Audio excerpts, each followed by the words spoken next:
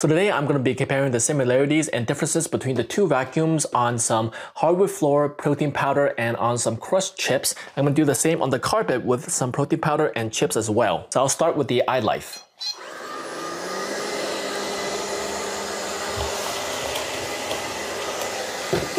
As you can see, it did not perform extremely well, but it did pick up, I would say, most of it. Maybe like around 60%. You can see it goes around there. I think with the kind of bristles at the side, it kind of pushed some of the powder back in here, but it did a pretty good job on the sides right here. At the middle, it did not do a great job. In terms of the chips, it picked up some of the finer pieces, but for the bigger pieces, it had a bit of a struggle with. So overall, not too great, but also not too bad. This is what you expect for this price range of Robo vacuums. Next, we have the Roomba.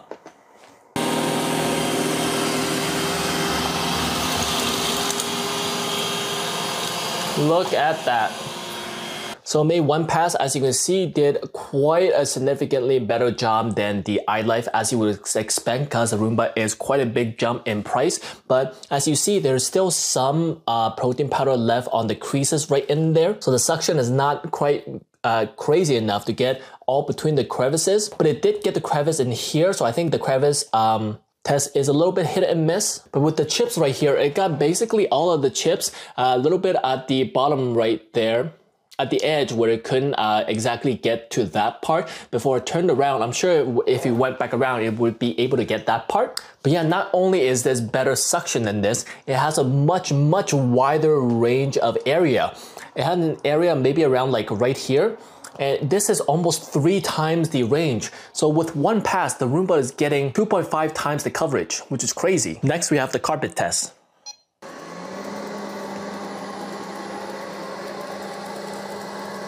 So as you see, it made one pass and a little bit more suction here versus here. This one is mostly just the kind of bristles right here spitting it into the vacuum. So this is the main pickup area. It did a decent job on the main one. I can still feel some powders on the sides, but not too much. In the middle, there's significantly more here. But for the sides right here, it did a pretty decent job. Same with the bigger pickup. As I said before, it is easy time picking up the smaller pieces, but the big pieces, a little bit of trouble. So now the Roomba. There's quite a bit of powder there too. So as you see, it made one single pass and it basically got everything. It has maybe 10% it didn't get, but majority of it did. As you can see, this one spot, I think it had a particularly large amount of protein powder. That's why I didn't get it completely. But for the sides right here, I can still feel maybe like 2% powder, but it is mostly clean right here.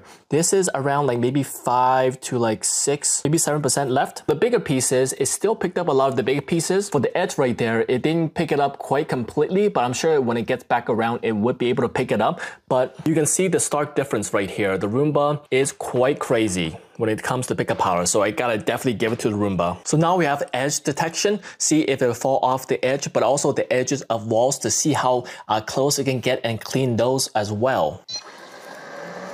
As you can see, it did not fall off the edge. It hit the Roomba, slows down because it sees the wall, gets quite close to it but not entirely, slows down again, hits the Roomba, slows down, goes right along the edge but not touching it, slows down again,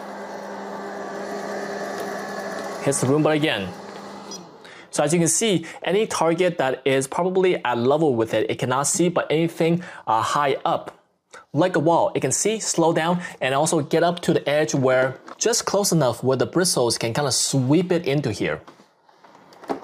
So that's a pretty good job. Next is the Roomba. As you can see, it detects the edge, did not fall, but it did hit the wall. Hitting the wall is not an issue. Hits the wall again. Slows down, but it still hits it.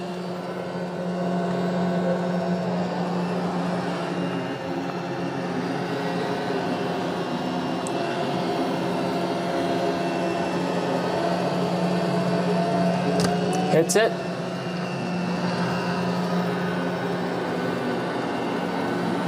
Hits the robot.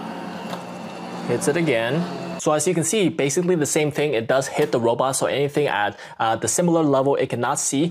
But for the walls, it can see it. It slows down before it hits it, but it still hits it. So I think it's hitting it because it wants to get as close to the wall as possible to suck up all the debris close to the wall. So as I said, hitting the wall is not necessarily a bad thing. But in terms of detection alone, I might have to give it to the iLife because it does avoid the walls, but still getting far close up to it to be able to suck up with the fins. Next up, we have the noise level of each and every single one. On hardwood floor first and then on carpet.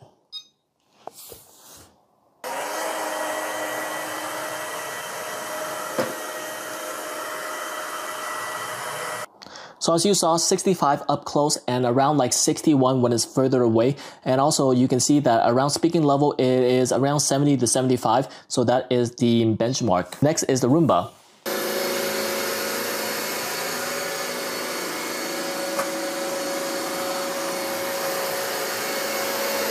So as you saw, around 70 when it's up close, around 65 when it's further away, and that is quite a bit louder than the other robot, but that comes at the benefit of extra suction and extra power. So now to compare the features, the similarities and differences between the two vacuums. First off, on the surface, there is a button here where you press on to start cleaning. The power button is right here, whereas this one is a power button and also a start cleaning button all in one go. To get the dustbin, press down, you take it out, open it from there, and you can take it apart like that. You can also take the filter out here. Take this out by pressing this button, comes on out, click on this one pops on out, and this is where you get the debris. You can also take the air filter out from over here, like so. Moving around to the back, the biggest difference is the pickup area. As you can see, all this is it, and only this part is it. So basically 2 and like 0.2 times bigger than this one. So it is much bigger area of pickup. You can also lift this up and you kind of clean each and every single bristle right here. Whereas there's no bristle and you can't clean it. There's 2 spinner heads right here, but only one here, and each spinner has less bristles on this one. This one has more bristles. This one, it glides a little bit easier for this one. This one's a little bit less. The kind of charging area is a little bit bigger versus this one's a little bit smaller. The wheel's a little bit bigger here as well. This one's a little bit smaller. And there's downward detection of 1, 2, 3, 4, 5, 6 sensors, whereas this one has 1, 2, 3 sensors. The bumper is also a bit more sensitive on the Roomba, whereas this one's a little bit harder to press. Lastly, we have the dock. This is the iLife dock, nothing basic. This is where you charge it. It has sensors where you can return home, and it has a little rubberized feet at the bottom. This is the iRobot, obviously a lot different because this can empty the waste bin by itself by sucking all the debris from here and going into the bag right in here. That is the hole that it comes out of. This is a slot for the extra bag. The design of this is also very good because it has traction here. This is where the wheels automatically dock, and because it is slightly at an angle, all the debris in the bin is pushed to the back so it can more easily be able to suck through here into the garbage right here. Also a leather strap right here, so very high premium feeling. Back here, this is where you can organize the cord, and this is backwards compatible because you can use this with any Roomba, at least the ones I have tried. For the older model, that does not come with the bin. So once it has finished the job, it'll empty the bin, but if you want to do it manually, you can go onto the app, click on empty bin, and it'll start.